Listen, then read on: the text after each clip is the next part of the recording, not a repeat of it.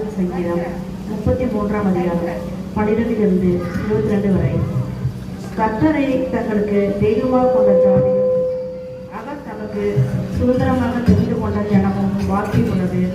கர்த்தர் வானத்திலிருந்து நோக்கி எல்லா மனுபுத்திரரையும் காண்கிறார்.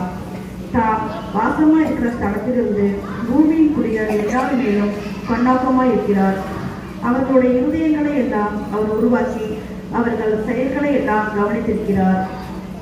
எந்த ராஜாவும் தன் சேனையின் மிகுதியால் ரட்சிக்கப்படார். சௌரியவானும் தன் பலத்தின் மிகுதியால் தப்பான். ரட்சிப்பதற்கு குதிரை விருதா, அது தன் மிகுந்த வீரியத்தால் தப்புவியாது. தமக்கு பயந்து தமது கிருபைக்கு காத்திருக்கிறவர்களின் ஆத்துமாக்களை மரணத்திற்கு விலகி விடுவிக்கவும் பஞ்சத்தில் அவர்களை உயிரோடே காக்கவும் கர்த்தருடைய கண் அவர்கள் மேல் நோக்கமாயிருக்கிறது.